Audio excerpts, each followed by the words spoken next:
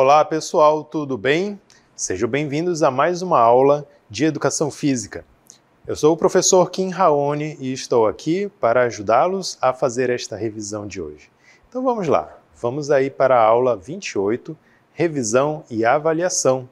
Me acompanhe aí nos principais tópicos trabalhados ao longo dessa unidade.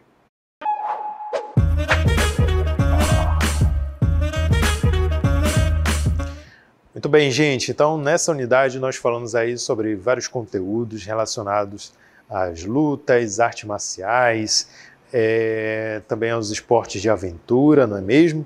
Inclusive, nós aprendemos que um lugar desse daqui é um espaço conhecido como dojo, né? Que na cultura japonesa era um espaço onde se aprendia as artes marciais, onde era possível treinar, né, as artes marciais daquela cultura ali.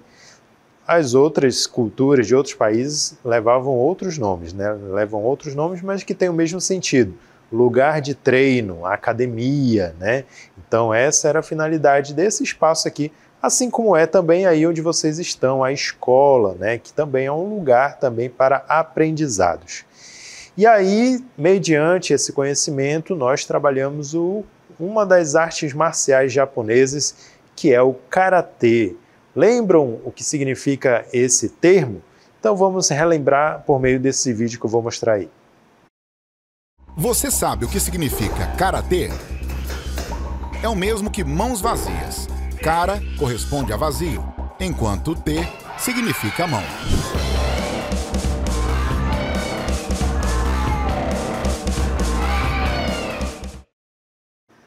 Então o karatê significa técnica das mãos vazias, né? Como vocês podem ter visto lá no vídeo, os praticantes eles estão lutando, né, sem nenhuma arma nas mãos, ou seja, a arma é as próprias mãos. Então daí vem o termo karatê, técnica das mãos vazias, que era usado no caso do guerreiro ter sido desarmado, ter perdido as suas armas, né, que no caso daquela época eram a katana, a espada samurai. E aí, então, eles precisavam se defender com o próprio corpo. E daí, então, aprendiam as técnicas de lutas e o karatê era um desses estilos. Então, o karatê ele teve início lá no século XVIII, na ilha de Okinawa, no Japão, certo? Existem algumas teorias que falam que ele veio meio importado lá da China, né? Ou da Coreia também, quando os japoneses dominaram e colonizaram a Península Coreana. E existe também uma corrente que diz que era uma luta indígena, né? Porque nessa região aí de Okinawa era onde estava ali vivendo a população indígena do Japão. É isso mesmo, o Japão também tem indígenas, né? Outros países também possuem indígenas, que são aquelas pessoas autóctones, que são aquelas que já estavam habitando ali naquela região, certo? Então, essas tribos, elas já tinham também um sistema de lutas e foi por meio dessa miscigenação, né, de culturas, desse encontro de sabedorias, que pode ter surgido daí o karatê.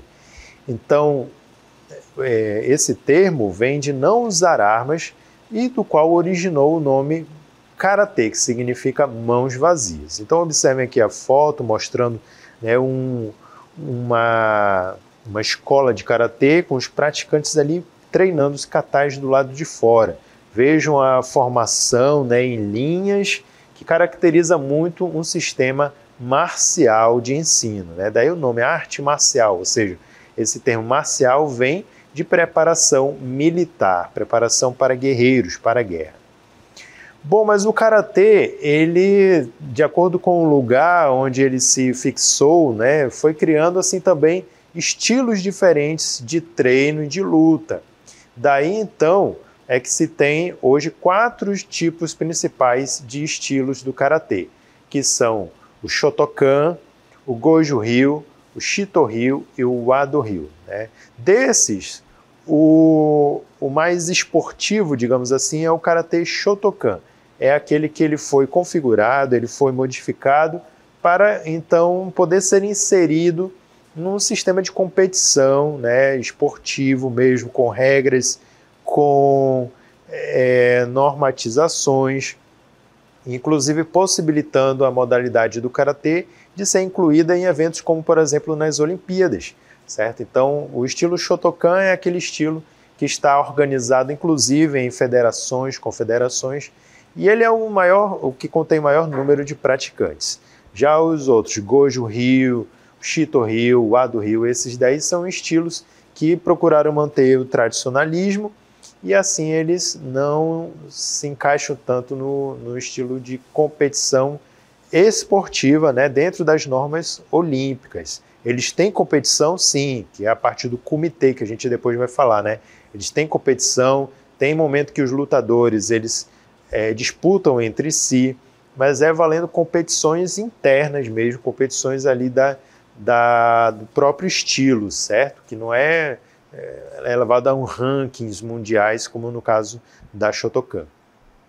E aqui no Brasil? A gente viu que o Karatê chegou aqui no Brasil efetivamente em 1956, quando o sensei Mitsuki Harata Shotokan instalou o primeiro dojo em São Paulo.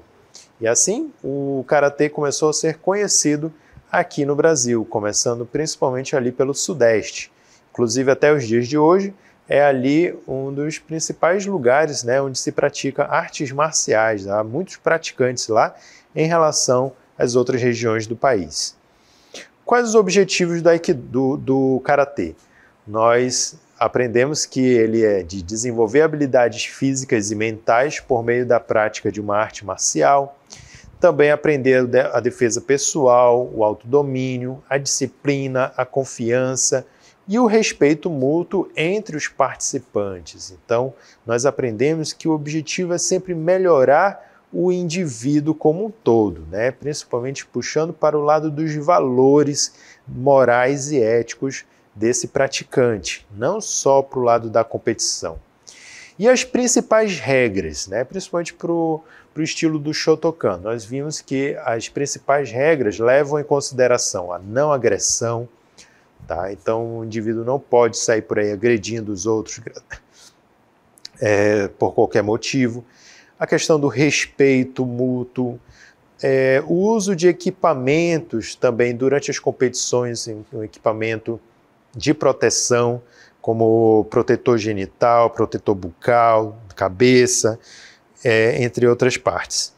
A pontuação também, né, vence aquele que tiver a maior pontuação, ou seja, que tiver realmente acertado no oponente nos lugares válidos, né, que conta a pontuação.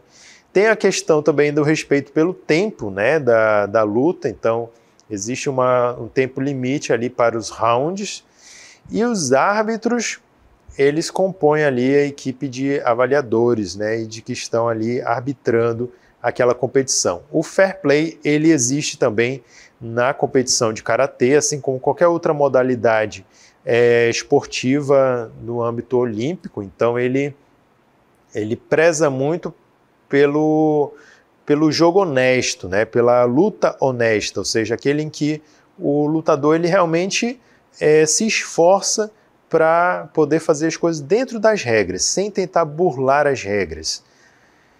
Depois nós vimos sobre os equipamentos do karatê, onde nós aprendemos que para as lutas de karatê, cada atleta deve usar o kimono, essa vestimenta branca aqui, muito tradicional, né, das lutas japonesas, e que recebe o nome de Karate-gi. Então, esqueçam o nome kimono e substituam por gi, né? Karate-gi. Esse é o nome correto dessa vestimenta. E ele deve ser branco, sem listras, utilizando faixa, né? Uma faixa para amarrar a cintura, a blusa, né? Sobre a calça, e não pode ter bordados pessoais, tipo bordado do nome da pessoa, não pode ter isso não.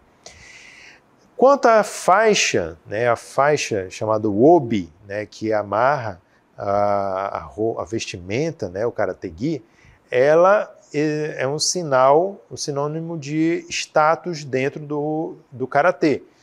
Cada cor, ela simboliza um status desse praticante, que vai do nível iniciante até o mais avançado. Então vamos ver aí essa categorização por cores.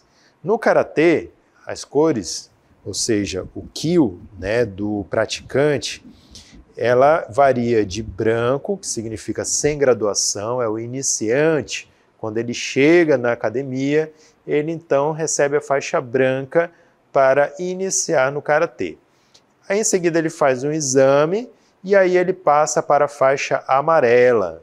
Observem aí que a graduação correta, né, do praticante, apesar de ser estabelecida por cores, mas a denominação correta ali é kyu. Então, quando passa para a faixa amarela, ele se torna sexto kyu, como está escrito aí na tarja, né?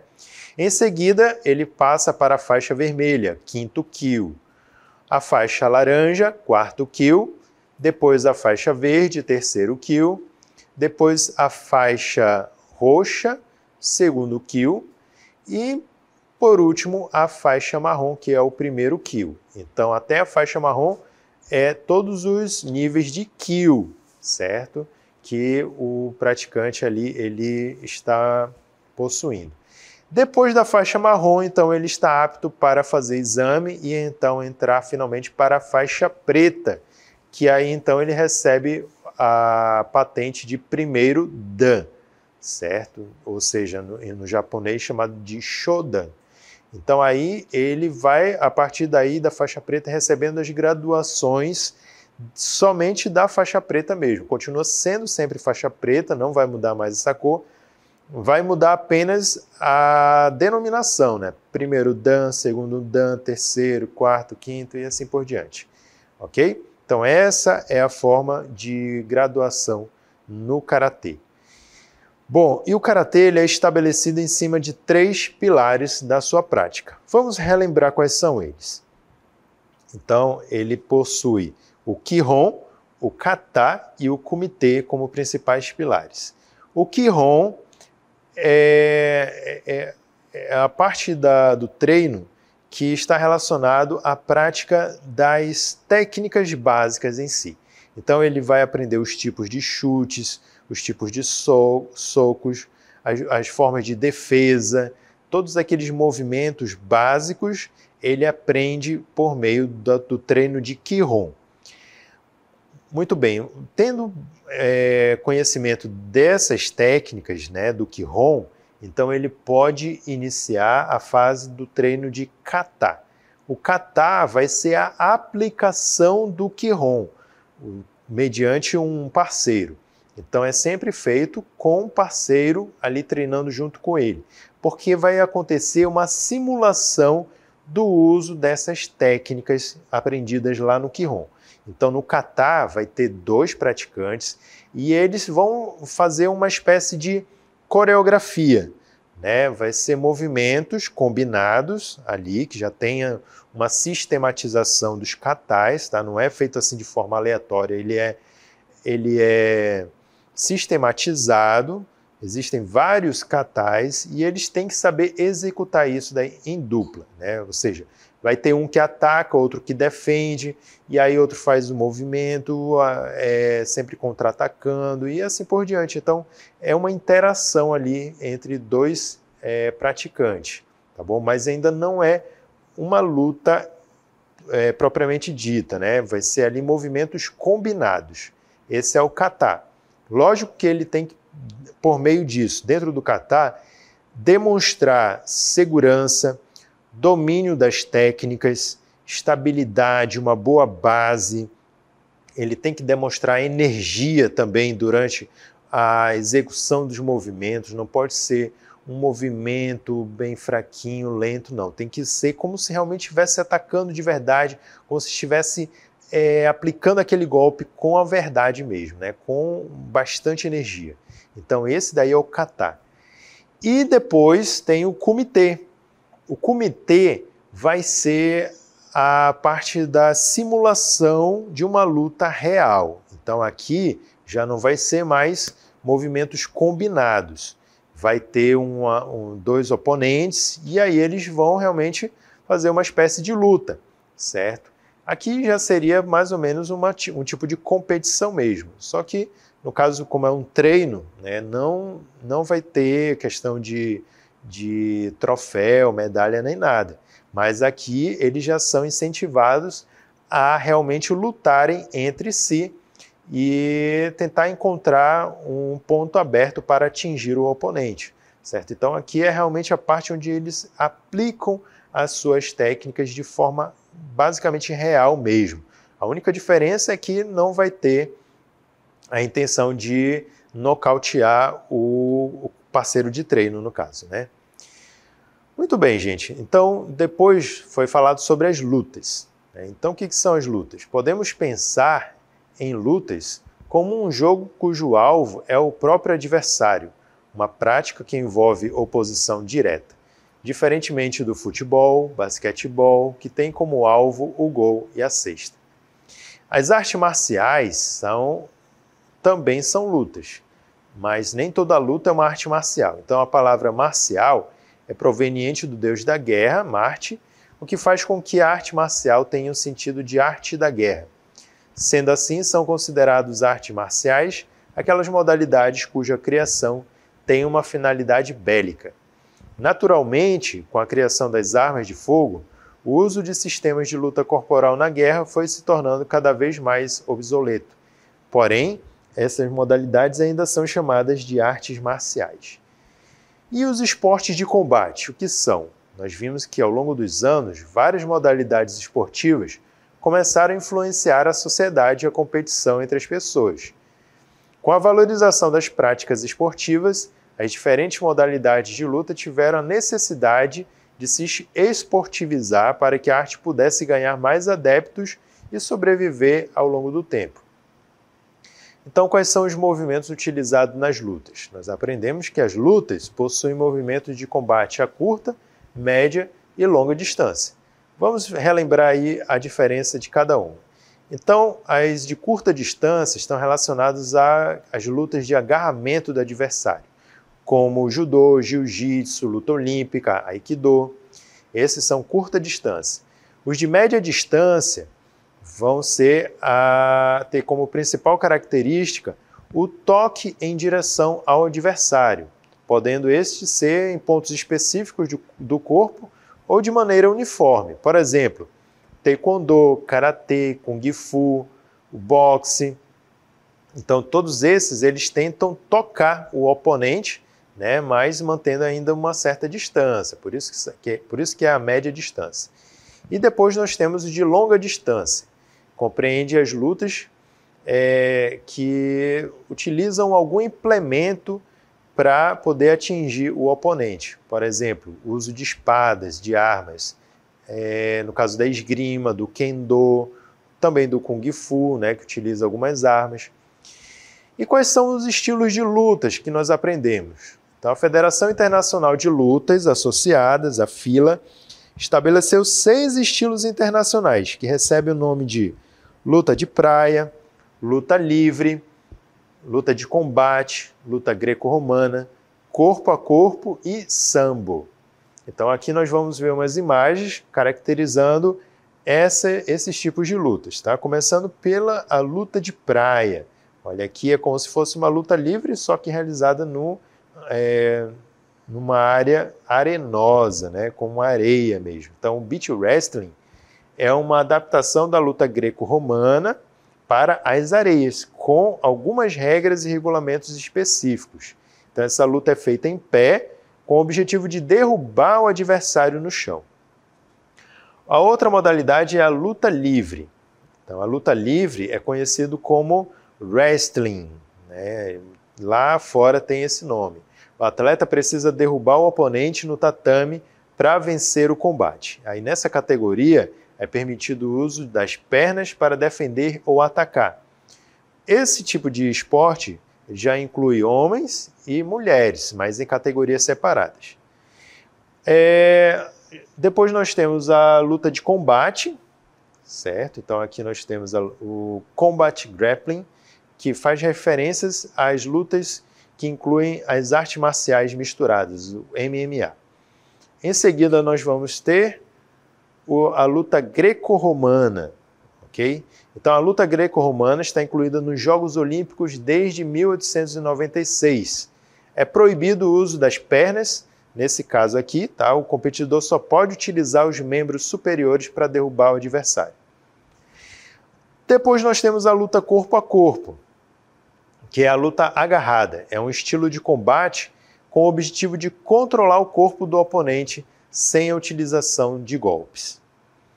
Muito bem, e aí em seguida nós temos o sambo, né? A última modalidade desse tipo de lutas é o sambo, significa autodefesa sem armas. Então esse estilo surgiu lá na União Soviética, no século XX, né? Durante a Guerra Fria, e inclui elementos de luta livre e do judô, certo? Então é uma modalidade onde dois atletas vestidos com uniformes específicos, eles correspondem a um modelo de calça mais curta, né? Meio diferente lá da luta livre.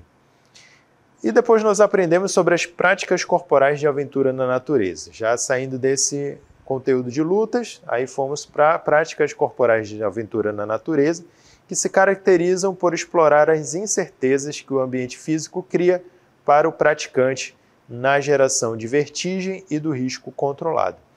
Então, as práticas de aventura na natureza, elas exploram justamente essa questão da adrenalina na atividade ali realizada. Elas podem ser praticadas em meio terrestre, aéreo ou aquático. Por exemplo, no terrestre nós vamos ter a escalada, o rapel, o arvorismo. No aéreo, o bug jump, a asa delta. E no aquático temos aí a canoagem e o mergulho. Vamos ver aqui um VT sobre as práticas corporais de aventura na natureza. Então aqui nós temos como modelo o arvorismo, né, que é um tipo de prática na natureza aéreo, certo? Depois nós vamos ter, vamos ver aqui, nós temos aqui o arvorismo, né, que é o aéreo. Vamos para o próximo.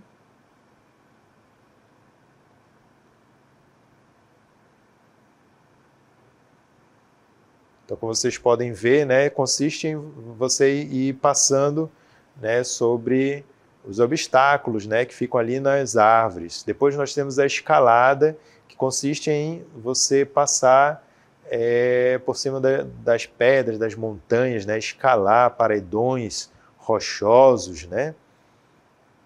Nós temos aí a escalada. Então a pessoa utiliza equipamentos como cordas. O montanhismo, que é uma prática de caminhada, né, sobre terrenos bastante irregulares e íngremes, como as montanhas, mas sem a parte da escalada, né, que é da modalidade anterior, certo? Então o montanhismo está mais relacionado com caminhada, você subir e descer montanhas, mas sem aquela parte íngreme, né, que é da escalada. O alpinismo é uma espécie de montanhismo também, só que já naquelas que inclui neve, né? Então você vai fazer um momento de subida da montanha e depois a descida já vai ser utilizando os esquis, né? Então esse é o alpinismo. É uma modalidade muito característica lá da Europa, dos países do norte. Tem a modalidade do rapel, que é o contrário da escalada. Quando você faz a subida, é escalada. Quando você faz a descida de paredões rochosos assim, muito altos, utilizando cordas e equipamentos, você está então praticando o rapel, certo? O rapel ele pode ser tanto uma modalidade na natureza, quanto urbana também, descendo de prédios, de pontes. E por fim, nós temos aqui a corrida de orientação, né, que é uma modalidade onde você tem que correr, fazer um percurso, tentar chegar o mais rápido no final, mas passando por esses pontos controles que vocês veem aqui na imagem, essas coisinhas laranjas aqui são os pontos controles. E aí você obrigatoriamente tem que parar lá para registrar sua passagem. A mountain bike, que também consiste em você passar por terrenos naturais, utilizando essa bicicleta específica aqui. É uma bicicleta apropriada para esse tipo de atividade, que inclusive se chama também mountain bike, ou seja, bicicleta da montanha, ok?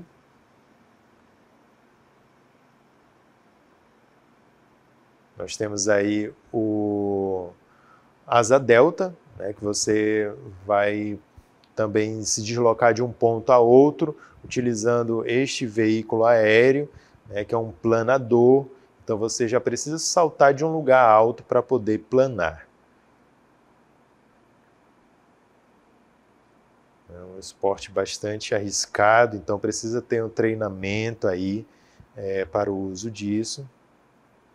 O balonismo, que consiste em você atingir uma certa altura, né, utilizando também este veículo aéreo, certo? Então agora vamos ver os benefícios, certo? Quais os benefícios das práticas de aventura? Então são vários, como o contato com a natureza, ele aumenta a produção de endorfina, que são hormônios do prazer, auxiliam no aumento do condicionamento físico e mental e possibilita você também mudar, né, a monotonia do seu dia a dia, saindo da zona de conforto.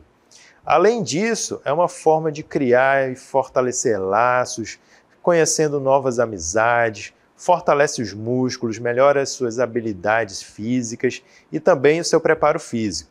Mas cuidado, você deve observar se a sua saúde está em dia. Então, para isso, você tem que se hidratar, usar filtro solar, alimentar, utilizar equipamentos de segurança necessários. E para isso, então, procure profissionais específicos dessa área. Tá bom, gente? Então, esses foram os principais tópicos aqui. Trabalhados ao longo dessa unidade, né? Então, vamos aqui encerrar.